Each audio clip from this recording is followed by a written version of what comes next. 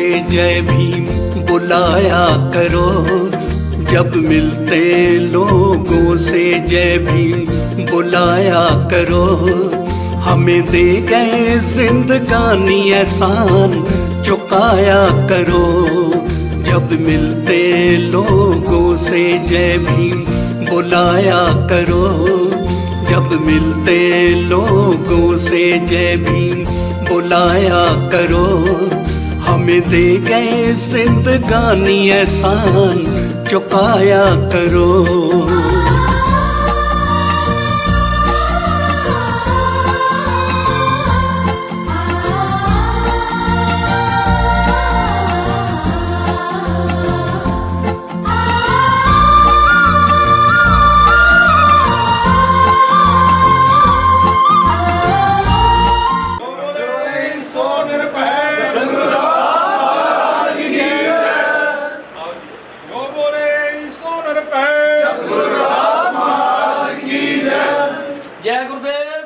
जय भीम, जय भारत, जय गुरुदेव, धन गुरुदेव।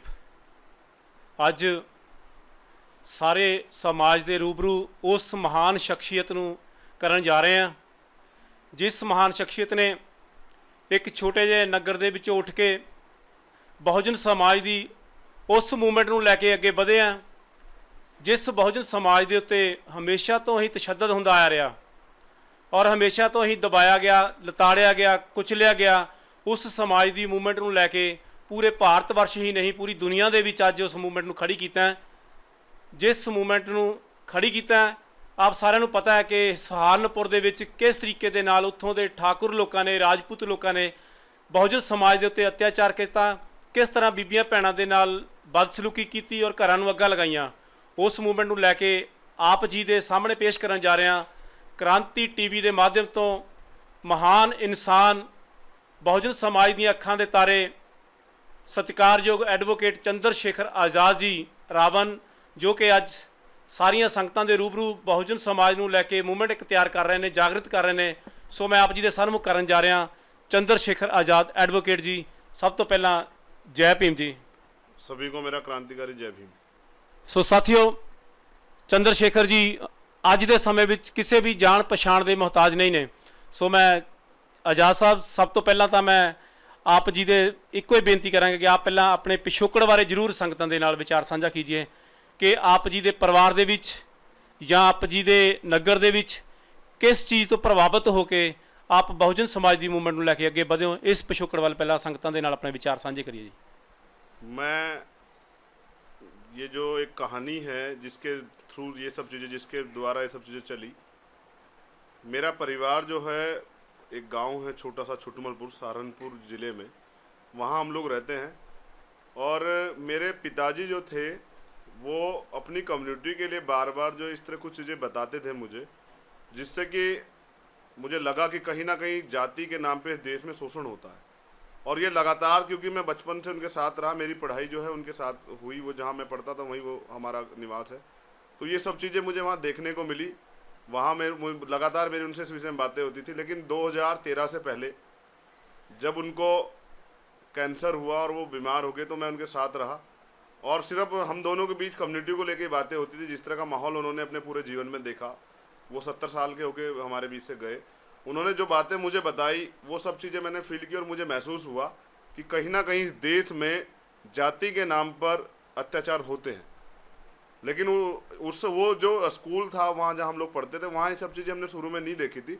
लेकिन जैसे जैसे ये समय बढ़ता गया तो हमें महसूस हुआ कि वास्तविकता में सच्चाई है जो वो कहते थे कि इस देश में जाति के नाम पर कहीं ना कहीं रोज़ हमारी बहनों के साथ, हमारे परिवारों के साथ बहुत सारे उत्पीड़न किए जाते हैं। उनकी आवाज़ जो है नहीं उठती, लेकिन ये होता है क्योंकि कुछ लोग जो है ना इस देश में हमें दबाने का काम करते हैं। तो ये सब चीज़ें चलती रहती हैं। तो आज़ाद साहब, अकेला यही कांड एक नहीं हुआ, इससे पहले भी बहुत सारे कांड हुए हैं। क्या कारण है कि उन कांड को लेकर कोई मूवमेंट जो है वो मूवमेंट क्यों नहीं बन पाई? ये जो सहारनपुर की जो घटना हुई है, इस घटना से पहले भी हम लोग ने कम से कम कई सौ प्रोटेस्ट जो है ना, कई सौ धरने हमने किए हैं। और हम लोग लगातार पिछले 5 या 6 साल से लगातार हम लोग काम कर रहे हैं। तो हमने ग्राउंड लेवल पे काम किया है, लोगों के बीच में जाके हम लोग अपनी छोटी छोटी बहनों को भीम आर्मी के माध्यम से हम लोग उन्हें गांव-गांव जाके पढ़ाने का काम करते हैं। उन्हें शिक्षा के प्रति उनके एक अलग जगाते हैं कि शिक्षा बहुत ज़रूरी है। बाबा साहब कहते थे कि शिक्षा शेरनी का वो दूध है जो पिएगा वो दहाड़ेगा। तो हम बताते हैं कि शिक्षा क्या महत्व है इस देश में। हम ये भी बताते हैं सबको जाके कि भाई स्वाभिमान बहुत ज़रूरी है, अपने सम्मान की रक्षा कीजिए। और हम ये भी बताते हैं कि संविधान जो है ना, इस देश में ये देश जो है संविधान से चलता है, तो संविधान में जो चीज़ें लिखी हुई हैं उनसे उनको आपको पता होना चाहिए कि संवैधानिक अधिकार आपको मिले, कि आपके मौलिक अधिकार हैं। तो इसी वजह से सहारनपुर का जो आसपास का एरिया, चाहे वो हरियाणा से जुड़ा हुआ हो चाहे उत्तराखंड से जुड़ा हो, हमने वहाँ ग्राउंड लेवल पे काम करके लोगों को ये बातें समझाई। तो जब ये सहारनपुर वाला संघर्ष हुआ तो उसमें सपोर्ट जो है कम्युनिटी का बहुत ज़्यादा था, क्योंकि वो जो घटना थी वो बहुत ही निंदनीय थी, बहुत ही दर्दनीय थी। एक ऐसा व्यवहार जो वहाँ हुआ है तो वो बहुत गलत था। उसका एक आक्रोश जो है वो पूरे समाज में बना हुआ था। जो कांड हुआ, लोगों ने जैसे नेट पे पढ़ा, किसी के फेसबुक पे पढ़ लिया या व्हाट्सएप पे पढ़ लिया, लेकिन वहाँ की जो सच्चाई है वो सच्चाई तो आप ही बता सकते हैं लोगों को, क्या सच्चाई है, क्या बैकग्राउंड है उसकी। तो मैं आपसे जानना चाहूँगा कि जो पूरे कांड की जो विस्तार पूर्वक जानकारी दीजिए ताकि लोगों को सच्चाई मालूम पड़ सके, किस कारण वो घटना घटी है। ये पूरी घटना जो है 20 अप्रैल से स्टार्ट होती है। 20 अप्रैल को सहारनपुर जो जिला है उसके एक सहारनपुर जिले से एक जो सांसद हैं वो बीजेपी के हैं, राघव लखनपाल शर्मा उनका नाम है। उन्होंने बिना परमिशन के, सरकार उनके फिर भी उन्होंने परमिशन नहीं ली, एक विवादित जगह सड़क दूधली, वहाँ वो बाबा साहब की शोभा यात्रा निकाल रहे थे।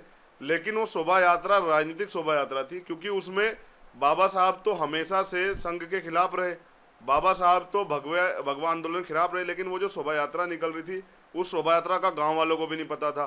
दूसरा, वो शोभा यात्रा भगवे झंडे लगा के निकल रही थी। उस शोभा यात्रा में बाबा साहब का कोई नारा नहीं लग रहा था, ना हमारे किसी महापुरुष, चाहे वो सतगुरु रविदास जी महाराज हो, वाल्मीकि महाराज, ज्योतिबा फुले हो, पेरियर साहब हो, बिरसा मुंडे हो या उधम सिंह हो, किसी का कोई नारा नहीं लग रहा था। वहाँ नारा जय श्री राम का लग रहा था। और वो एक माहौल बना रहे थे वहाँ, क्योंकि वहाँ मुस्लिम आबादी भी है, तो एक माहौल बना रहे थे जाके मुसलमानों भारत छोड़ो, भारत में अगर रहना होगा हिंदू हिंदू कहना होगा, इस तरह का माहौल उन्होंने क्रिएट किया। 20 तारीख को जब ये माहौल क्रिएट हुआ तो वहाँ एक विवाद हुआ मुस्लिमों के और हिंदू जो संगठन थे उनके बीच, बीजेपी के बीच। तो तब उस समय उन्होंने हमें फ़ोन करके बुलाया वहाँ कि आप लोग यहाँ आ जाओ, और यहाँ विवाद हो गया बाबा साहब शोभा यात्रा को लेकर, क्योंकि हम उनके प्रोपगंडे को जान चुके थे। तो उसमें क्योंकि जितने मुख्य थे वो भी बीजेपी के लोग थे, बीजेपी के सांसद, बीजेपी के विधायक, बीजेपी के नेता। तो हमने वहाँ जाने से मना कर दिया। हमने कहा कि भैया ये राजनीतिक एजेंडा हम वहाँ नहीं जाएंगे, क्योंकि हम ये देश हमारा, हम इसका माहौल नहीं खराब होने देना चाहते। वो चाहते थे कि वहाँ दलित और मुस्लिम का एक झगड़ा हो जाए, जो दलित और मुस्लिम के बीच एक खाई जो है ना, जो बहुजन मूवमेंट को काटने काम करते हैं, वो खाई बनाने काम करते हैं, तो वो हो जाए। तो हमने वो वहाँ जाना स्वीकार नहीं किया। तो इनको एक चीज़ समझ में आई कि भीम आर्मी जो मूवमेंट चला रही है वो मूवमेंट बहुजन मूवमेंट है और ये लोग आपस में नहीं लड़ेंगे। तो उस दिन से बीजेपी की गवर्नमेंट ने और वहाँ के जो बीजेपी नेता थे और वहाँ जो संघ के नेता, उन्होंने एक टारगेट बना लिया कि कोई भी जब भी मामला होगा तो भीम आर्मी को टारगेट बनाना, ये बहुत बड़ी मूवमेंट खड़ी हो रही है, इसे किसी तरह से रोकना है, चाहे सरकारी तंत्र के दायरे में ला के किसी भी तरह इस पर आरोप लगा के इसको रोकना है। उसके बाद 5 तारीख में घटना हुई, शब्बीरपुर एक गाँव पड़ता है देवबंद में, जिला सहारनपुर, देवबंद विधानसभा में। वहाँ विधायक जो है बीजेपी से है।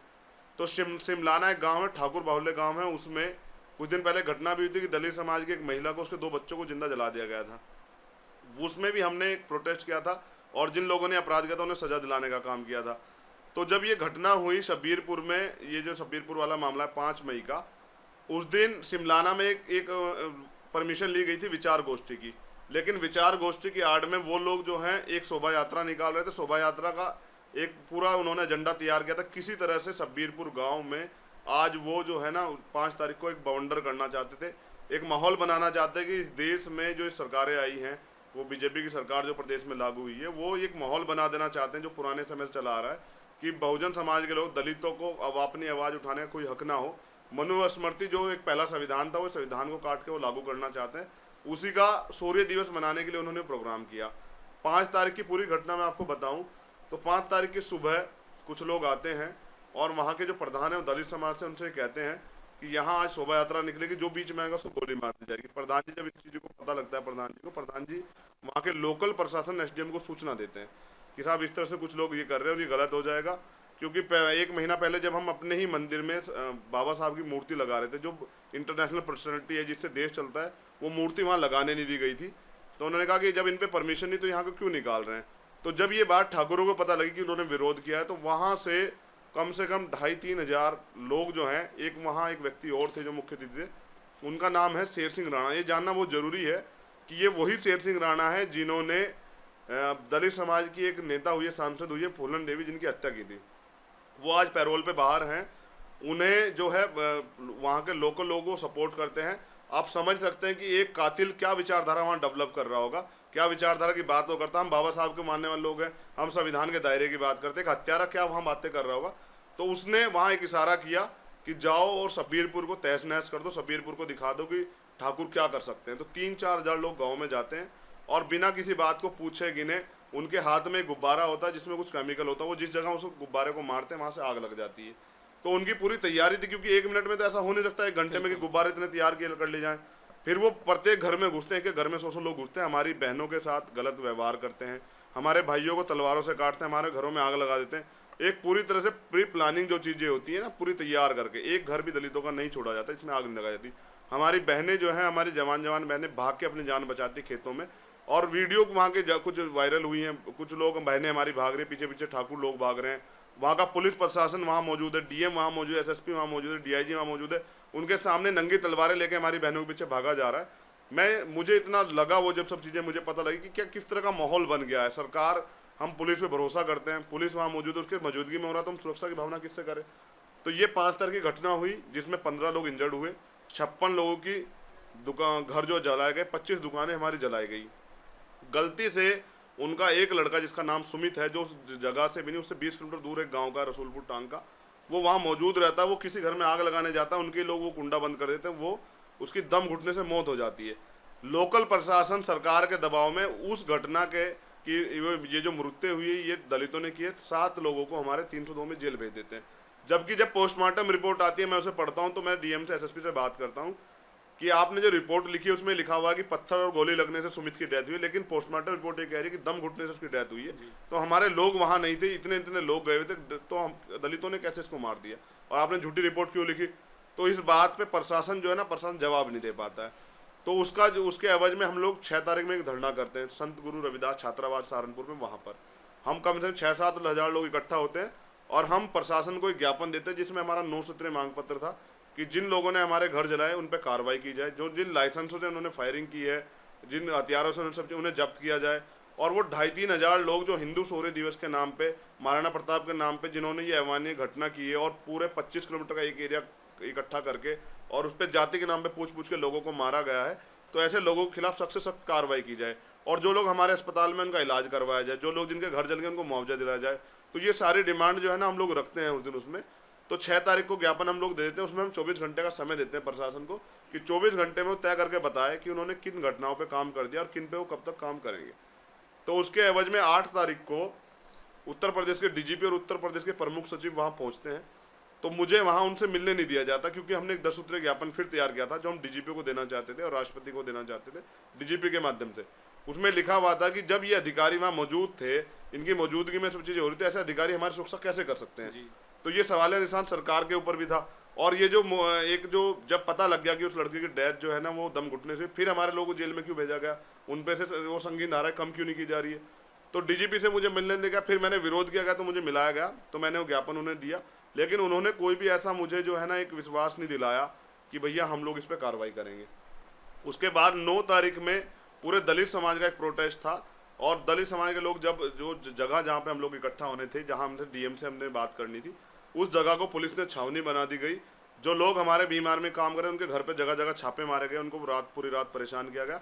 और जब हमारे लोग, हमने 300 कुंटल गेहूं की व्यवस्था की थी, कुछ कपड़ों की कुछ पैसों की, कि ये जो है प्रशासन हमें वहाँ जाने नहीं दे रहा था, तो ये जो प्रशासन के माध्यम से हम लिखित में सब चीज़ें भेजेंगे कि वो जिम्मेदार लोगों को जिनको जरूरत है उन तक पहुँच जाए। तो हमारा राशन भी हमें नहीं रख दिया गया, वो छावनी बना दी। जो हमारे बच्चे जा रहे थे उनको पीटा जा रहा था, उनकी मोटरसाइकिल छीनी जा रही थी। और जब हमने वहाँ से हटा के दूसरी जगह इकट्ठा किया शहर में, तो वहाँ पुलिस के साथ कुछ बजरंग दल और शिवसेना और हिंदू युवा वाहिनी के लोग वहाँ पहुँचे और हमारे लोगों को फायर भी की। हमारे निर्दोष लोग जो वहाँ पहुँचे हुए थे, जो पीड़ित थे, उनके साथ लाठीचार्ज भी किया और हमारे लड़कों को उठा के पुलिस ने 19 लड़कों को हमारे जेल में गए थे, उनकी मोटरसाइकिल जब्त कर ली गई। तो मैंने एसएसपी को फ़ोन किया, एसएसपी ने मेरा फ़ोन नहीं उठाया। फिर मैंने एक अधिकारी को जो है फ़ोन किया, मैंने उनसे कहा कि हम सामूहिक गिरफ्तारी देना चाहते हैं। हम चाहते हैं कि पूरे देश को पता लगे, पूरी दुनिया को पता लगे कि एक कम से कम 50-60 हज़ार जो लोग हैं सामूहिक गिरफ्तारी क्यों दे रहे हैं, भाई क्या कारण है हुआ कि इतने लोग गिरफ्तारी देनी पड़ी। तो जब हम ये बात कहते हैं तो प्रशासन डर जाता है, वो लगता है, वो सोचता है ये आवाज़ बहुत दूर जाएगी, तो वो हमारे लोगों को पुलिस लाइन जाने नहीं देता, उनको पीटता है और फिर एक माहौल ख़राब होता है पूरे उसमें। जब लोगों को पता लगता है कि भाई हम पीड़ित हैं, हमें ही मारा जा रहा है, हमारी बात नहीं सुनी जा रही है, हमें धरना भी नहीं दिया जा रहा है, तो ये गलत है। तो कुछ उन्हीं के लोग उस भीड़ में घुस जाते हैं। जब हमारे लोग जो है वहाँ अपनी संवैधानिक दायरे में धरना कर रहे हैं तो वो पुलिस के साथ हाथापाई करते हैं, कुछ गलत घटनाएं भी करते हैं। क्योंकि मीडिया जो है वहाँ की मीडिया जानती है सभी लोगों को। मीडिया ने वहाँ जो रिपोर्टें करवाई हैं कि हमारा नुकसान हुआ, हमारी गाड़ी चली, उसमें किसी भी का भी नाम भीम आर्मी से नहीं खोला गया। तो इसका मतलब ये है कि वो जानते हैं कि उन्होंने किया है। प्रशासन भी जानता है। जब वहाँ का डीएम गोली चलाने के आदेश दे देता है और एक तरफ संवैधानिक दायरे में कुछ लोग जो प्रोटेस्ट कर रहे हैं, एक तरफ फोर्स खड़ी हुई, तो मैं बीच में खड़ा होकर डीएम से कहता हूँ कि जब डीएम का फ़ोन मेरे पास जाता है कि आप आ जाओ जरा, इनमें आपस में बैठ के बात करा लो, माहौल बिगड़ रहा है, तो मैं जब जाता हूँ डीएम के फ़ोन के बाद तो मैं अपनी बात रखते हुए कहता हूँ मुझे आप 10 मिनट दीजिए, मैं इनसे बात कर लेता हूँ कि क्या मामला है, इनकी क्या डिमांड है, मैं आपको बता दूंगा। तो मैं उनसे बात करता हूँ, फिर मैं अपने साथी डीएम एसएसपी दोनों को लेके जाता हूँ, फोर्स को पीछे हटवा देता हूँ। मैं कहता हूँ आप चलिए, उनकी बात सुन लीजिए। वो सिर्फ इतनी बात कहते हैं कि जो हमारे शब्बीरपुर की जो घटना है दोषियों पर कार्रवाई हो, हमारे लोगों को मुआवजा मिले, जो लोग अस्पताल में उन्हें अच्छा इलाज मिले, और आज जो हमारे निर्दोष लोगों को जो लोग धरना देते जिन्हें उठाया गया उन्हें पुलिस छोड़े, उनकी मोटरसाइकिलें छोड़े, और ये जो है इस पर कार्रवाई करे। इतनी सी उनकी डिमांड होती, कोई ये डिमांड जायज़ थी उनकी। प्रशासन भरोसा दिलाता है और जब फिर प्रशासन के जो अधिकारी हैं डीएम एसएसपी के साथ में कम से कम 10 जगह जाकर जाम खुलवाता हूँ, क्योंकि पूरे समाज में एक आक्रोश पैदा हो गया था, हमारे लोगों को तो पीड़ितों के साथ न्याय नहीं हो रहा है।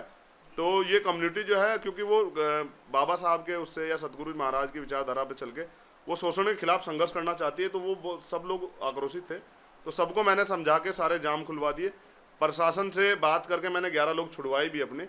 लेकिन फिर एक अचानक से कुछ फ़ोन कॉल आए, उसके बाद एक माहौल बना कि मेरे खिलाफ भी और भीम आर्मी के जितने युवा कमांडर सब लोगों के खिलाफ, और दलित समाज के जो युवा चिन्हित कर करके जो लोग काम करने वाले सबके खिलाफ जो है ना गंभीर धाराओं मुकदमे लिख दे गए, उनकी गिरफ्तारी करने लगी। 37 लोग पुलिस ने हमारे उठाए और 37 लोग गिरफ्तारी करी। मेरे घर पे पुलिस जाती है और मेरे घर वालों के साथ बदतमीजी करती है, मेरा सामान तोड़ देती है, मेरा लैपटॉप उठा लाती है, मेरे पैसे उठा लाती है, और मेरे घर वालों क्या कहते हैं कि उसे नेता बनाएंगे, उसे करवाएंगे, अपनी कम्युनिटी की आवाज़ उठवाएंगे। इस तरह की चीज़ें जो ना पुलिस हमारे सभी लोगों के साथ करती है।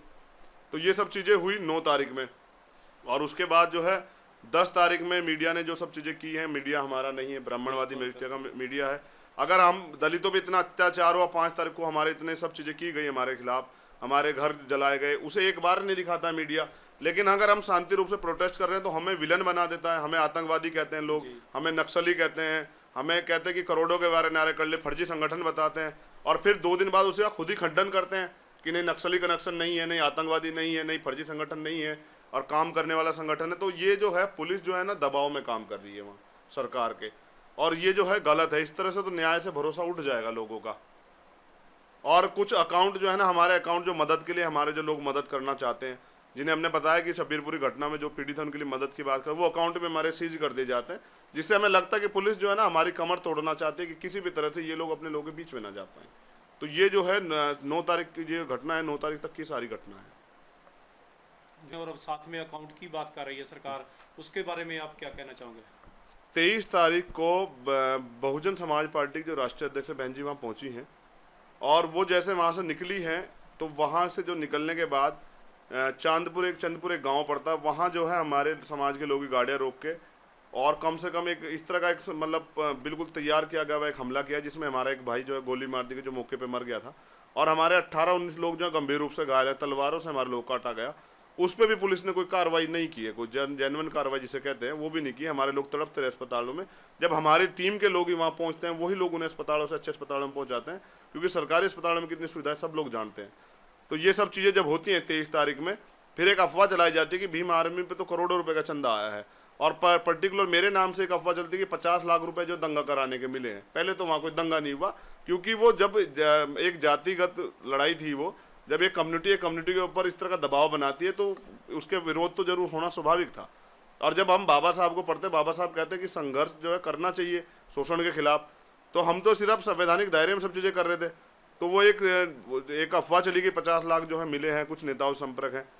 तो वो 50 लाख का जब मैंने ब्यौरा निकलवाया, अपने अकाउंट है, मेरा अकाउंट नंबर मैं आप लोगों के माध्यम से पूरी दुनिया को बता देना चाहता हूँ, 200-692-911-27 मेरा अकाउंट नंबर है, 200-692-91127 चंद्रशेखर के नाम से अकाउंट है SBI का। उसमें कहते हैं कि 50 लाख रुपए गए। परसों जब मैंने उसकी डिटेल निकलवाई तो मुझे पता था कि 1000 रुपये के करीब समथिंग उसमें है, और वही उसमें निकले हैं। तो तो कुल मिला के ये जो चाहते हैं, इन्हें लग गया है कि बहुजन मूवमेंट जो है ना बहुत बड़ी खड़ी होगी है, क्योंकि 21 तारीख में आपने देखा होगा कि जंतर मंतर पे पहली बार ऐसा हुआ है कि बिना राजनीतिक मूवमेंट के 4-5 लाख लोग पहुंचे हैं और पूरे देश के लोग हैं वो।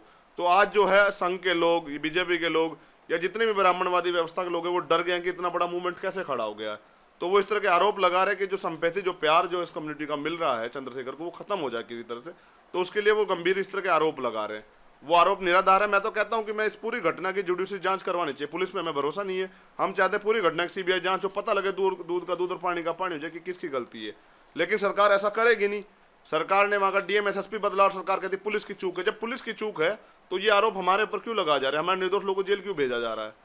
तो जब वो मानते हैं कि डीएम एसएसपी ने गलत किया तो फिर उन पर कार्रवाई क्यों नहीं की जा रही? उन्हें सस्पेंड क्यों, उन पर मुकदमा क्यों नहीं किया गया? मैंने एक मुकदमे की बिल डाली थी कि संविधान, ये जो SC/ST एक्ट संविधान संशोधन जो है 2015, उसके अनुसार ये एक नया कानून आया था कि भाई जो अधिकारी न्याय देगा उस पर भी मुकदमा होगा। तो मैंने उसमें उनके खिलाफ वो डाली, वो भी कैंसिल कर दी गई कि भाई ऐसे अधिकारियों पर मुकदमा किया जाए जिनकी मौजूदगी में नरसंहार हो रहा है। तो ऐसे अधिकारी जो है वो जिम्मेदार अधिकारी नहीं हो सकते। तो पुलिस उनको भी बचा रही है, प्रशासन उनको बचा रहा है, लेकिन निर्दोष लोगों पे को तो जेल में डाल रहा है। लेकिन जिन लोगों ने अत्याचार किया उनके न लाइसेंस निरस्त हुए, न उनके ऊपर कोई कार्रवाई हुई, और उल्टा जो है हमें ही, हमारे समाज के लोगों को या बहुजन मूवमेंट के लोग जुड़े लोग आरोप प्रत्यारोप रोज लग रहे हैं, जो गलत है, जिससे न हमारा न्याय के प्रति जो भावना है वो कहीं ना कहीं उसमें कमजोरी आ रही है। जो प्रोटेस्ट दिल्ली जंतर मंतर पे किया गया जी, वो पूरे देश के इतिहास में पहली बार बिना पॉलिटिकल सपोर्ट और बिना किसी को बुलाए और बिना किसी को स्पेशल सद्दे के लोग, बहुजन समाज के और दलित समाज पूरे का पूरा अपने आप जंतर मंतर पे गया और किसी को बुलावा तक नहीं दिया गया। चाहे लोकल सरकार चाहे सेंट्रल सरकार, सभी ने विरोध किया।